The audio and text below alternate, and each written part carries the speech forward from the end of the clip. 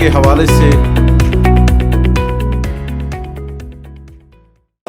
Girls higher secondary के इस auditorium में मुनक्कद हो रहा है, ये आरएनए की तरफ से है।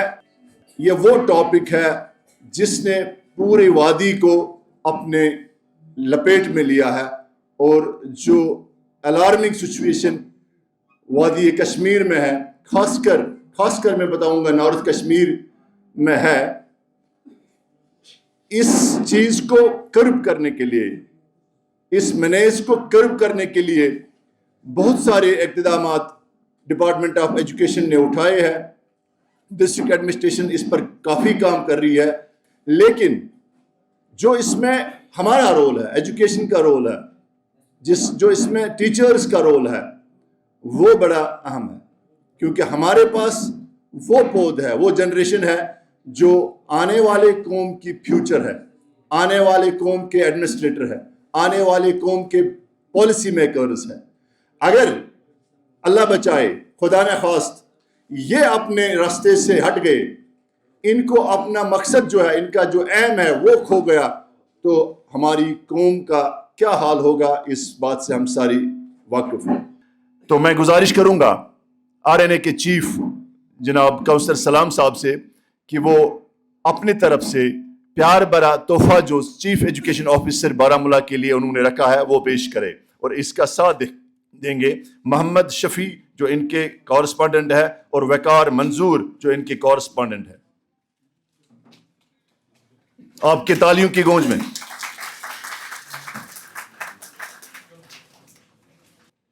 तो आज के इस प्रोग्राम को हम शुरू कर रहे हैं। एक student girls higher secondary school Baramulla, एक वाइब्रेंट स्पीकर है। इस साल इन्होंने बहुत सारे प्रोग्राम्स में पार्टिसिपेट किया। एक बार फिर उनको मौका मिला है।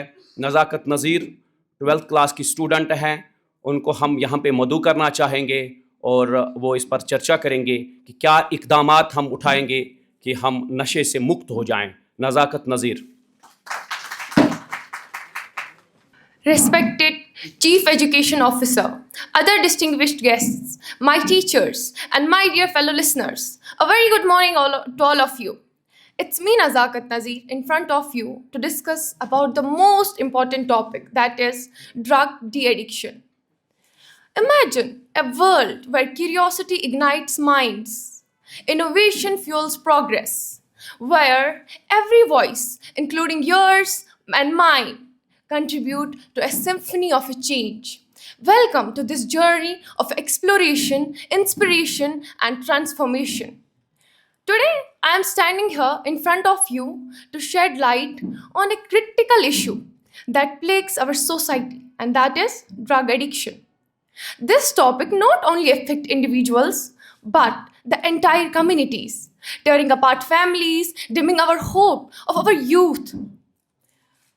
Firstly, we should know that drug addiction is like a dark shadow that loops our society and contrasts its long reach to every corner of our life. We need to break this stigma surrounded addiction and offer understanding instead of judgment. Firstly, let us understand that addiction is not moral failing. It's a complex disease that needs compassion and courage and support for those afflicted. Secondly, as we all know that education is a key. So we must equip our youth with knowledge and skills to resist the temptations of drugs.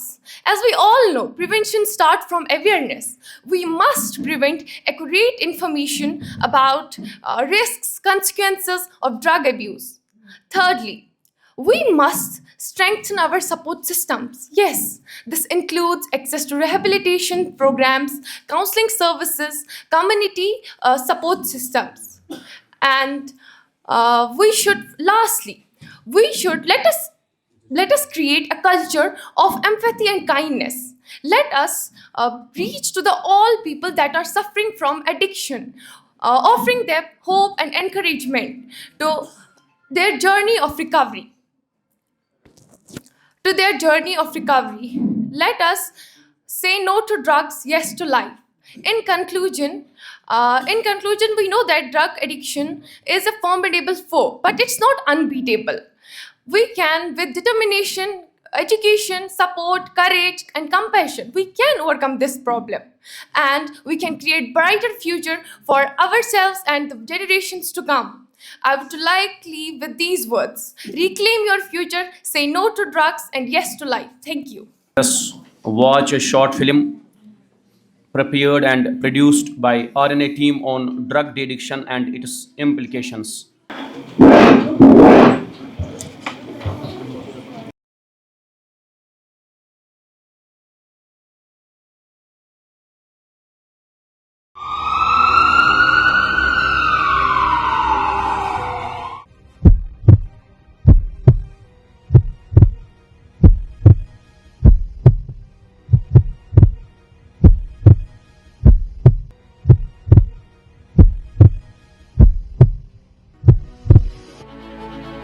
6 साल मेरे को हो गए continuously. जब मैंने स्पॉज़ोप्रोक्सोन लिया था, बस ऐसे ही मेरे को फ्रेंड एक था, तो वो यहाँ पे आया था। उससे पहले मैं खाली स्मोक करता था, तो यहाँ पे आया था, तो मैंने उसको देखा ऐसे एक कैप्सूल लेते हुए। मैंने उसको बोला ये क्या दवाई है? उसने बोला कुछ नहीं, बॉडी बिल्डिंग होती है ये दवाई, ये उसी की है। बट मैंने उसको बोला ना ये उसकी दवाई नहीं है और कुछ है। मैंने उसको बोला ना मुझे भी दे दो। जैसे से उसको मैंने 2 टैबलेट्स लिए हो रहा हूँ मैं। उसके बाद फिर मैंने स्पॉज़ोप्रोक्सोन जब मैं लेता था, तो मैं पहले मैंने 4 लिए, 5 लिए, फिर मैं रोज़ मेरे को इंक्रीज़ होता था वो, तो मैं 10 भी लेता था, फिर 20 भी, फिर 30 भी, फिर मैं लेता था पूरा लाइन। तो लाइन में होते थे 24 कैप्सूल, वो मैं पूरा लेता था, वो 1500 की आती थी। साथ में फिर लेता था वो टेपेटेंडोल 100, जिसको हम तपाल बोलते हैं, टपाल 100, वो भी मैं लेता था।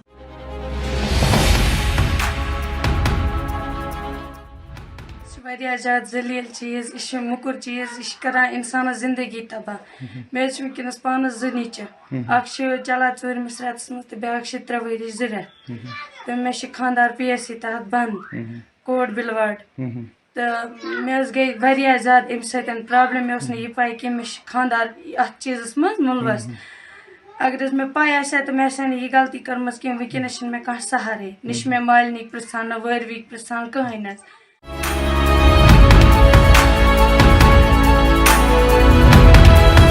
जब मैं पहले मिडिल स्कूल में पढ़ता था, तब तक ये आदत मुझे नहीं लगी थी। जैसे ही मैंने नए स्कूल में एडमिशन लिए, वहाँ पर मैंने नए दोस्त देखे। मैंने उनके साथ दोस्ती रखी, उनके साथ फ्रेंडशिप रखी, फिर मुझे उन्हीं से आदत लग गई। ये सब चीज़ें आपको अपने घर से शुरू करनी है। इसका तदारुक सिर्फ घर से होगा। अगर माँ बाप इस मामले को पे संजीदा है और इस मामले में वो अमल इख्तियार करना चाहते हैं, तो इसका असर अच्छा निकलेगा आइंदा। और मैं समझता हूँ कि हमें अपने बच्चों की सही अंदाज से तालीम देनी होगी, अखलाक की तालीम देनी होगी। और इसके अलावा उलमा है जो मसाजिद के से इनका ताल्लुक़ है, अइम्मा हज़रात, उनको भी एक रोल अदा करना होगा। अम ब्रोट बह ज़्यादा खुश। खानर कर गई मे ईचा एरविना, मे पानस 2 बच्चे कुनसी जुनस पालन पे कोर अजकिस वक्त मज कोर 2 पालन सहल कहें। सत्स बच्चस पे पे बाज बेन पे असरात ये पन बचन कर वफाई सह नशस मज मुलवस लोग यह जानित कि बस कोर मोल। बस बाकन बायन तह यह अपील अम नश नश रोजो दूर, यह ज़्यादा जलील कार। बस बस वन अगर पन्नी सोसाइटी मज कह नश कर करू पुलिस हवाल। एक माँ को पता ही नहीं होता है या एक बाप को पता ही नहीं होता कि उसका बेटा मुनशियात का आदी हो चुका होता है। फिर उसको 6 साल 8 साल के बाद पता चलता है, तब उसके पास सिवाय उसकी जान देने की कोई चारा नहीं होता है। हमारे छोटे छोटे बच्चों को एक बड़ा अजदहा, एक बड़ा शहमार बेटा हुआ है जो ड्रग्स और मुनशियात की सूरत में है। हमें उसके खात्मे के लिए ऐसे प्रोग्रामों को आगे बढ़ाने की जरूरत है। एक बार क्या हुआ, जब मुझे मेरे अंदर ये विल पावर आया कि मैं ड्रग्स को छोड़ूं, फिर मैंने क्या काम किया, मैंने काउंसलिंग लेना शुरू की। काउंसलिंग के साथ साथ जब मैंने काउंसलिंग ली, मेरे अंदर वो पावर बढ़ गई कि मैं ये ड्रग्स को छोड़ूं। इंशाल्लाह अल्हम्दुलिल्लाह मुझे आज, मैं 3 सालों से ड्रग्स कर रहा था मगर फिर वो मैंने छोड़ दिया। किसकी वजह से? मैंने काउंसलिंग ली। काउंसलिंग के साथ साथ मुझे अपने घर वालों ने भी एक अलग ही सहारा दिया, हौसला दिया, और मेरे फ्रेंड्स ने भी मुझे साथ और हौसला दिया।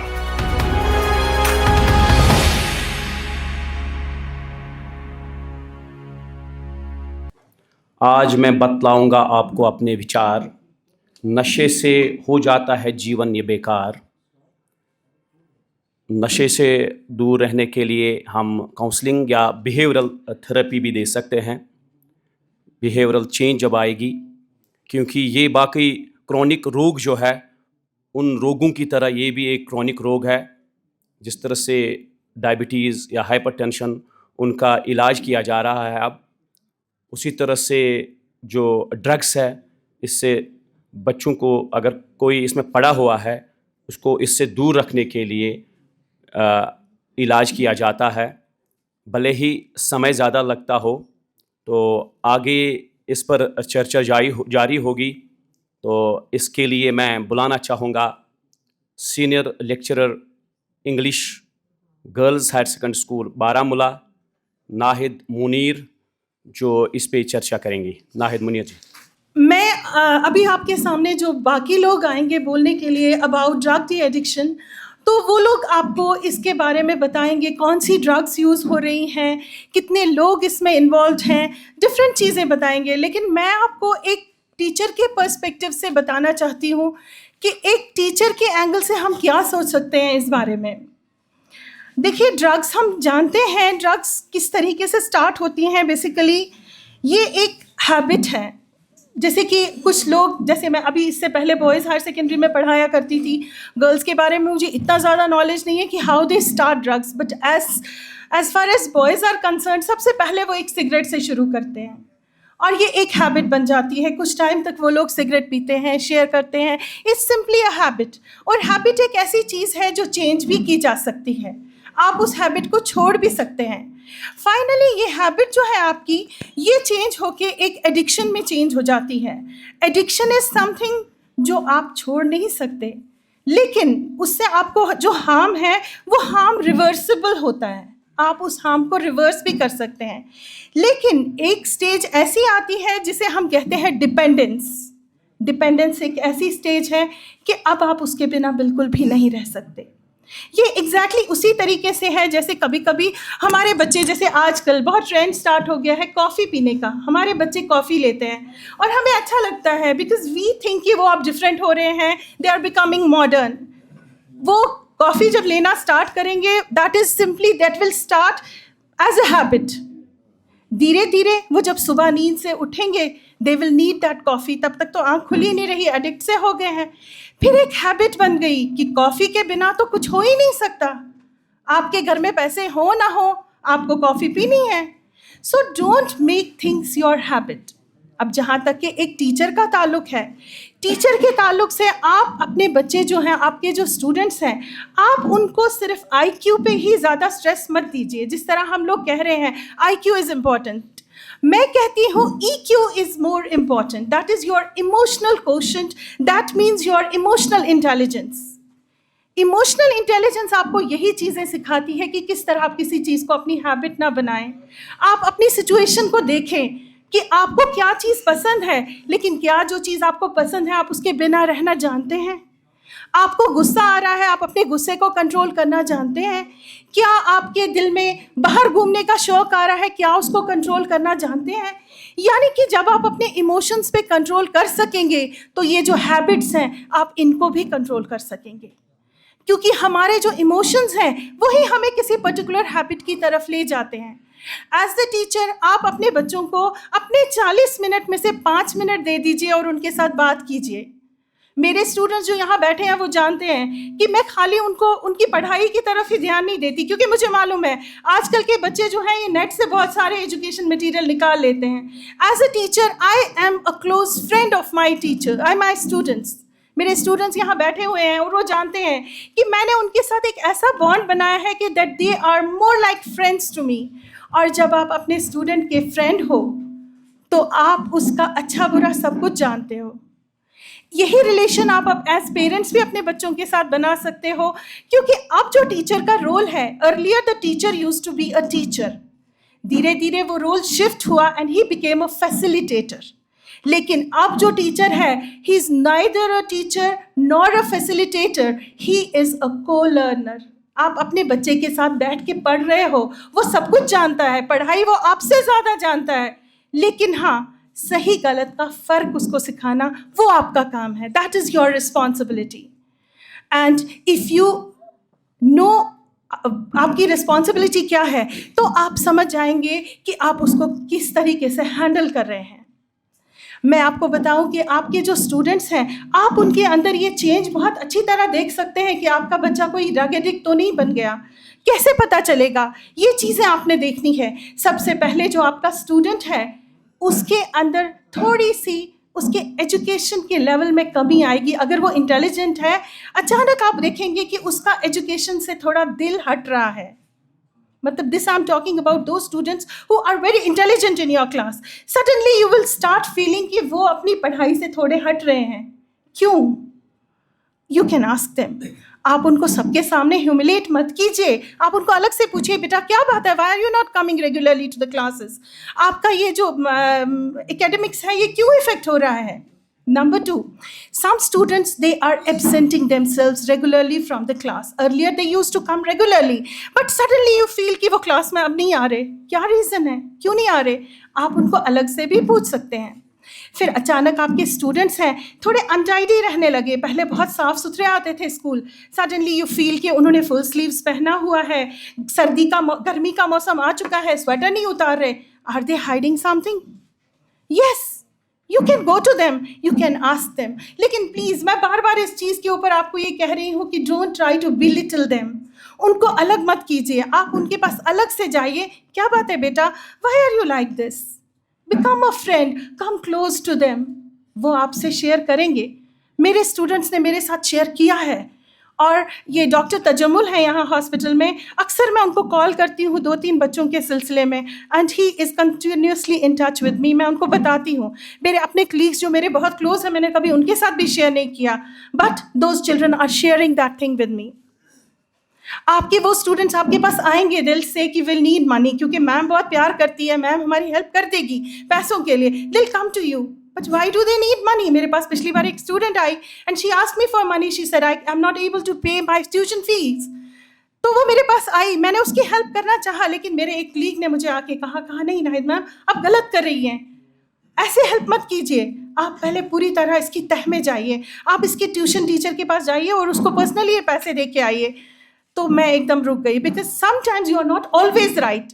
आप हमेशा ठीक नहीं हो सकते, कभी आप भी गलती कर सकते हैं, लेकिन उनसे कम गलतियां कर सकते हैं जो बच्चे आपके सामने हैं, क्योंकि वो बहुत वल्नरेबल एज के हैं। और हमेशा हमारी नज़र रहती है 16 से 20 साल के बच्चों में कि वो ड्रग एडिक्ट बन सकते हैं, क्योंकि वो टीनेजर्स हैं, वो सोसाइटी में मिक्स नहीं हो रहे, उनको लोग समझ नहीं पा रहे। लेकिन नहीं, मैं आपको कह रही हूँ कि ये 5th से स्टार्ट हो रहा है। 5th क्लास के बच्चों को भी, 6th क्लास के बच्चों को भी, 7th क्लास के बच्चों को भी आप बहुत गौर से देखिए, ये चेंजेस उनमें भी आ रहे हैं। कई बार ऐसा है कि हमारे छोटे छोटे बच्चे जो हैं, they are becoming drug peddlers. I know such children कि वो लोग ड्रग पेडलर्स बन गए, उनको बड़े बच्चे दे रहे हैं ड्रग्स और बोल रहे हैं आप दे के आ जाओ स्कूल के अंदर। So just take care of these things, because हम जो हैं, हमें सोसाइटी की रिस्पॉन्सिबिलिटी है। हम बच्चों के पेरेंट्स हैं स्कूल में, सिर्फ हम उनके टीचर्स नहीं हैं। और अगर हमारे आसपास की सोसाइटी ऐसे ही ख़राब होती जाएगी, तो हम लोग जिसका ख्वाब देख रहे हैं एक आने वाले मुस्तकबिल का अपनी कंट्री के लिए, क्या हम वो मुस्तकबिल देख पाएंगे?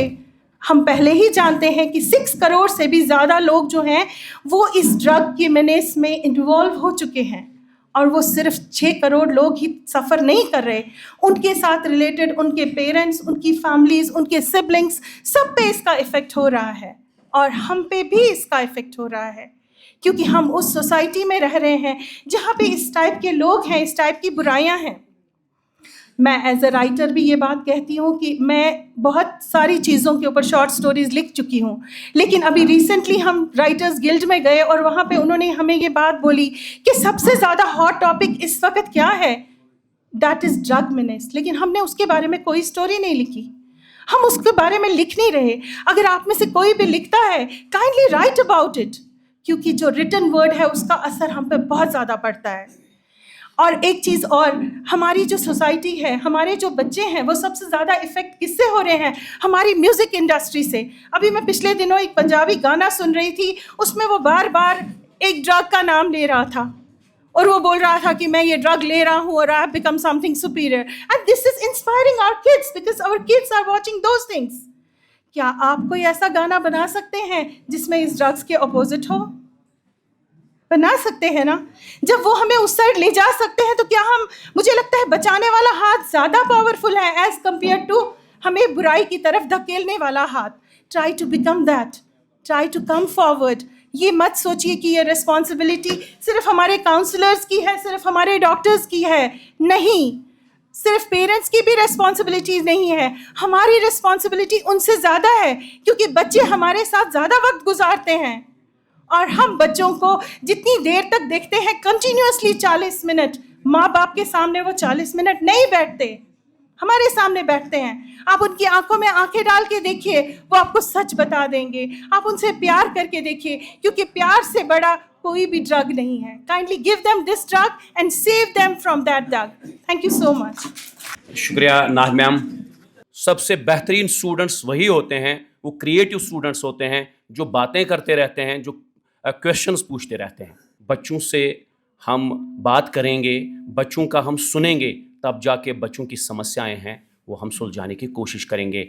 हमारे guest doctor Asma Nasir, counsellor, department of psychiatry, GMC Baramulla. अस्सलाम वालेकुम एंड गुड आफ्टरनून एवरीवन। अगर मैं अब थोड़ा पीछे जाए तो कश्मीर को जो है अचुवना पिरवर या वैली ऑफ सेंट्स, एंड वो एक स्पेसिफिक रीज़न की वजह से होता था। लेकिन अभी अगर हम देखें, हमारे कश्मीर में ऐसे इंसिडेंट्स हो रहे हैं, ऐसी क्राइम रेट बढ़ रही है जो शायद हम लोगों ने कभी इमेजिन भी नहीं किया था। And now we are doubtful कि हमें इसको पिरवर बुलाना चाहिए या नहीं बुलाना चाहिए। एंड कहीं ना कहीं इसका रूट कॉज जो है वो सब्सटेंस अब्यूज़ है। अभी आई विल ऑनेस्टली टेल कि जब मैं अभी स्टूडेंट थी तो कोई बोलता था कि नशे में मुलव्वस एंड ऑल दैट, तो शायद मैं बिलीव नहीं करती थी। आई वुड लाइक ये ज़्यादा एग्जैजरेट करता है। But since I have joined this department and अभी जो हम रेट देख रहे हैं, दिन में हम ऑलमोस्ट 145 सब्सटेंस अब्यूज़र्स देख रहे हैं इन कश्मीर, इन बारामूला। एंड अगर हम बाकी डिस्ट्रिक्ट्स में तो हम जाएंगे ही नहीं। मैं आपके साथ एक छोटा डेटा शेयर करूँगी। जो अभी एम्स ने 2019 में जो है एक सर्वे की थी, उसके अकॉर्डिंग JNK जो है वो नंबर 1 पे है in opioid abuse. And opioid abuse जो है it's considered to be one of the most addictive substance, क्योंकि इसकी डिपेंडेंस जो होती है, फिज़िकल डिपेंडेंस भी होती है और साइकोलॉजिकल डिपेंडेंस भी होती है। चले साइकोलॉजिकली तो हम बच्चे को काउंसल करके ठीक कर सकते हैं, लेकिन जब एक बच्चे की फ़िज़िकल डिपेंडेंस हो गई होती है तो उसको उससे निकालना बहुत मुश्किल होता है। हमारे पास 2022 से ATF जो हमारा 2 सेंटर्स हमारे अभी रन कर रहा है, एक तो ATF सेंटर है जो GMC बारामूला में है और दूसरा OST सेंटर है जो बाग इस्लाम में है।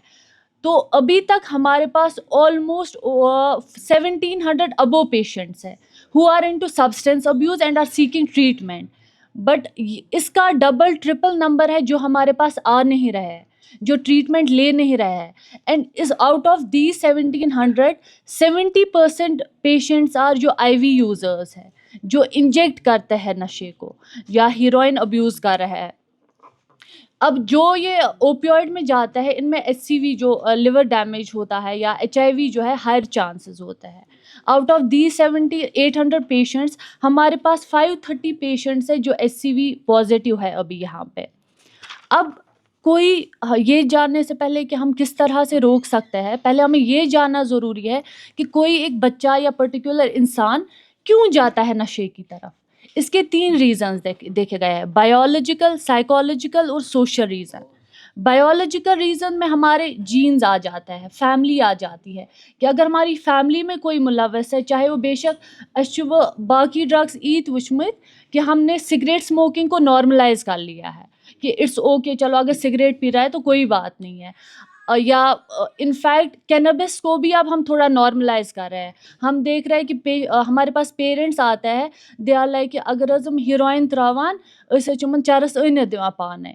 सिचुएशन यहाँ तक पहुँची है कि पेरेंट जो है बच्चे को नशा ला के दे रहा है सो दैट वो बाकी नशों से बच जाए। This is the ground reality of a society. दूसरा हमारे पास साइकोलॉजिकल रीजंस आ जाता है। साइकोलॉजिकल रीजंस में जो है बहुत सारे लोग जो है या बहुत सारे बच्चे जो है उनकी साइकेट्रिक इश्यूज़ होता है, जैसे पर्सनालिटी डिसऑर्डर में बॉर्डरलाइन पर्सनालिटी या एंटी सोशल पर्सनालिटी जो है, इनमें देखा गया है ये ज़्यादा वल्नरेबल होता है टुवर्ड्स द सब्सटेंस अब्यूज़। इनमें आप देखोगे एग्रेशन ज़्यादा होता है, इनमें आप देखोगे इनमें इमोशनल डिसरेगुलेशन होती है। उमचन पाने इमोशंस है का असल पर ना ही तो ये एक्सप्रेस कर पाते हैं और ना ही तो ले पाते हैं ये आप इनमें सेल्फ हार्म बहुत ज़्यादा देखोगे। आप देखोगे आजकल बच्चों में बहुत कॉमन है, वो बाजू काटते हैं अपनी, और हम उस चीज़ को लिंक करते हैं कि शायद रिलेशनशिप इश्यूज़ होता है। नहीं, it's not because of relationship issues, it's because कि वो अपने इमोशंस को रेगुलेट नहीं कर पाते हैं, या बाज़ दफ़ा जो है उनके जो इमोशंस को है वैलिडेट नहीं किया जाता है, उनके इमोशंस सुनने वाला कोई भी नहीं होता है। मैं आपके साथ एक छोटा इंसिडेंट शेयर करूँगी। हमारे पास एक पेशेंट आया, at that time he was 13 years old and he was into drugs from past 4 years, और उसके घर वालों को 4 साल तक ये पता ही नहीं है कि मेरा बच्चा इस सब में इन्वॉल्व है। आप खुद देखिए कि उनकी पेरेंटिंग क्या होगी। आजकल जो न्यूक्लियर फैमिली सिस्टम वरिया कॉमन गुमन, पेरेंट्स वहाँ से आके अपने जॉब के साथ बिजी होता है, बच्चा आता है, बच्चा अपने रूम में बैठा होता है विद फोन्स, पेरेंट्स अपने मतलब साथ होता है, फ़ोन्स के साथ होता है। यूजुअली अगर हम देखें फैमिली सिस्टम हमारा अब ऐसा है, उनको ये पता नहीं होती है कि बच्चा उस रूम में बैठ के क्या कर रहा है। And we were really shocked कि जब 4 साल तक 13 years के बच्चे को पेरेंट्स को ये नहीं पता है कि ये कर क्या रहा है। उसने माँ का गोल्ड तक बेच दिया था और माँ को ये चीज़ पता नहीं थी कि मेरे बच्चे ने जो है ये सारी काम कर लिए हैं। पश्चात में सोशल इश्यूज़ था आसान। सोशल इश्यूज़ में किसी का डिवोर्स होता है, पेरेंट्स का फैमिली कॉन्फ्लिक्ट होता है, या कोई जो है सोसाइटी में वो चीज़ ज़्यादा कॉमन होती है, उस वजह से जो है एक बच्चा इन चीज़ों की तरफ जा सकता है।